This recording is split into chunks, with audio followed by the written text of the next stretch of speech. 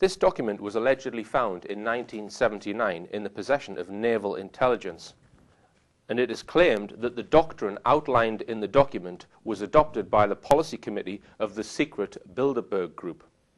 For those who don't know what the Bilderberg Group is, it's a secret group which meets every year in Europe or America and contains a handful of top politicians, media moguls, intelligence personnel, royalty and corporate figures from predominantly NATO countries. Notable UK members include Kenneth Clarke, Peter Mandelson and George Osborne. Some believe that this group is the real policy-making machine which steers all Western governments.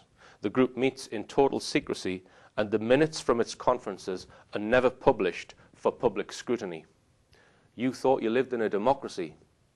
Anyway, back to the document, which this group has allegedly taken guidance from.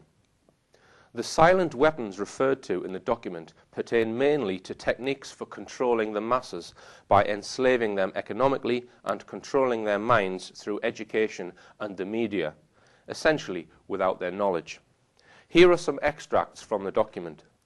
In the interest of future world order, peace and tranquility, it was decided to privately wage a quiet war against the American public with an ultimate objective of permanently shifting the natural social energy or wealth of the undisciplined and irresponsible many to the hands of the self-disciplined, responsible and worthy few.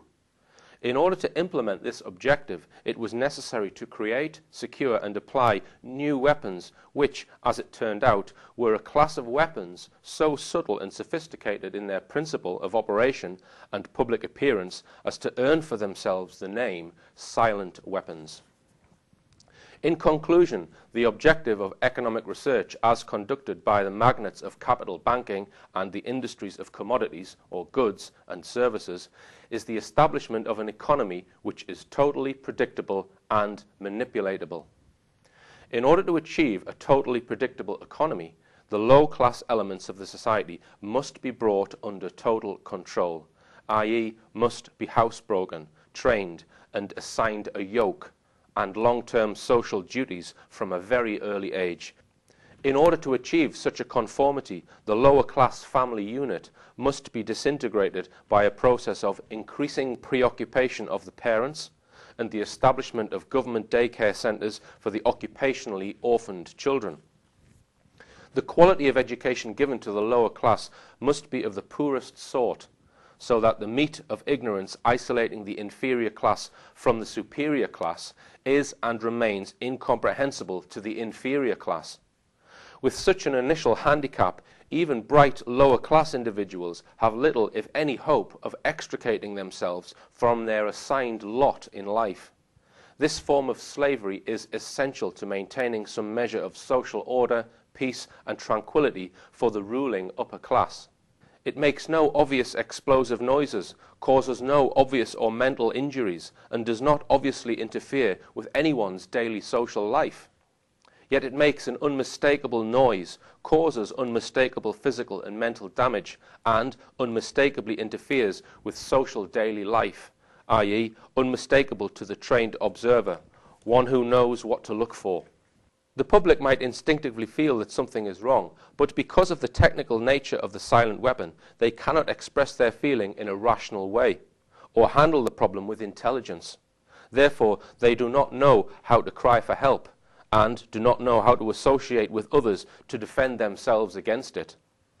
When a silent weapon is applied gradually to the public adjusts and adapts to its presence and learns to tolerate its encroachment into their lives until the pressure, psychological via economic, becomes too great and they crack up.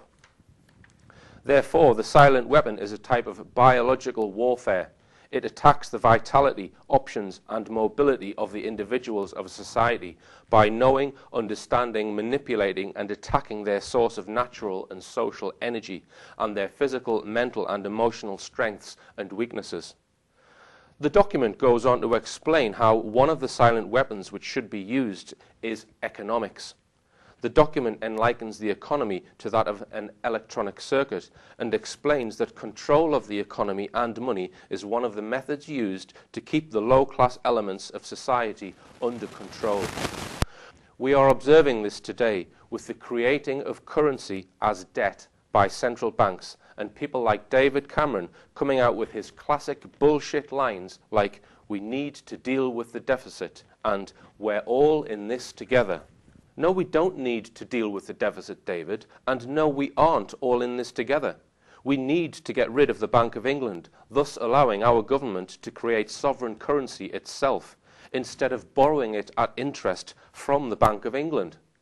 The current financial crisis is not an accident. It has been carefully engineered by those following the principles similar to the ones set out in this document.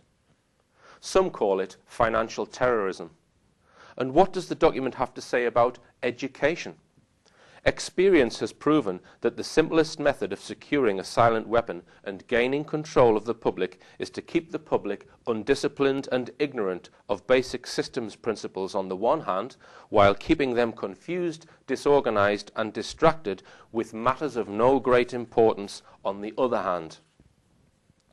This is achieved by 1. Disengaging their minds, sabotaging their mental activities by providing a low-quality program of public education in mathematics, logic, systems design, and economics, and by discouraging technical creativity. In schools, keep the young public ignorant of real mathematics, real economics, real law, and real history. And what about television and the media? The document states control of the public is achieved by engaging their emotions, increasing their self-indulgence and their indulgence in emotional and physical activities, by unrelenting emotional affrontations and attacks, mental and emotional rape, by way of constant barrage of sex, violence and wars in the media, especially the TV and the newspapers, giving them what they desire in excess, junk food for thought, and depriving them of what they really need. Rewriting history and subjecting the public to the deviant creation, thus being able to shift their thinking from personal needs to highly fabricated outside priorities. The general rule is that there is profit in confusion. The more confusion, the more profit. Therefore, the best approach is to create problems and then offer the solutions. In entertainment, keep the public entertainment below a 6th grade level. In the media, keep the adult public attention diverted from the real social issues and captivated by matters of no real importance. Are we not seeing this on our TV screens every day with the barrage of television shows of no real importance? For example, the plethora of dancing shows. Strictly Dancing, Ballroom Dancing, Disco Dancing, Dancing at Night, Dancing on Ice, and the soon-to-be-launched Dancing on Shite, where the contestants will hopefully fall flat on their abundantly made-up faces. Of course, these shows are really not dancing competitions. The contestants' rippling bodies strut about, wiggling their bottoms in kinky, sexually explicit outfits, like prostitutes competing for your attention in a sleazy strip joint. Just as some of our tabloid newspapers are actually soft porn mags, thinly disguised as newspapers, these TV shows are the same. They are soft porn shows, thinly disguised as dancing competitions. In the past, I remember the show Benny Hill, which was of course soft porn, thinly disguised as a comedy show. Now, on the rich planet Starship, we have no objection at all to anybody wishing to spend their time watching pornography. We are not prudes. We are not the modern-day version of Mary Whitehouse. Just as long as those who insist on watching this tat understand exactly what it is they are glued to and why. As my physics teacher always used to say, the easiest person in the world to fool is yourself. Then we come on to the other area of no great importance, which is paraded on our TV screens every second of the day, programs about food. I don't know about you, but I'm no more interested in watching TV shows about eating food than I am in watching TV shows about having a dump.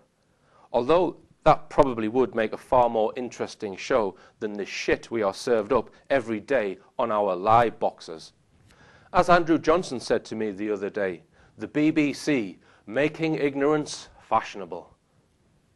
Well, I think I'll just remain unfashionable if it's all the same to you. Silent weapons for a quiet war also talks about work. In work, keep the public busy, busy, busy, with no time to think, back on the farm with the animals. It also speaks of the artificial womb. It states, from the time a person leaves its mother's womb, its every effort is directed toward building, maintaining, and withdrawing into artificial wombs, various sorts of substitute protective devices or shells. The objective of these artificial wombs is to provide a stable environment for both stable and unstable activity, to provide a shelter for the evolutionary processes of growth and maturity, i.e. survival, to provide security for freedom, and to provide defensive protection for offensive activity. The primary reason why the individual citizens of a country create a political structure is a subconscious wish or desire to perpetuate their own dependency relationship of childhood. Simply put, they want a human god to eliminate all risk from their life, pat them on the head, kiss their bruises, put a chicken on every dinner table, clothe their bodies, tuck them in bed at night, and tell them that everything will be all right when they wake up in the morning. This public demand is incredible, so the human god, the political, meets incredibility with incredibility by promising the world and delivering nothing. So, who is the bigger liar, the public or the godfather? The public behavior is surrender born of fear, laziness, and expediency. It is the basis of the welfare state as a strategic weapon useful against a disgusting public. Okay, you disgusting public. Moving on.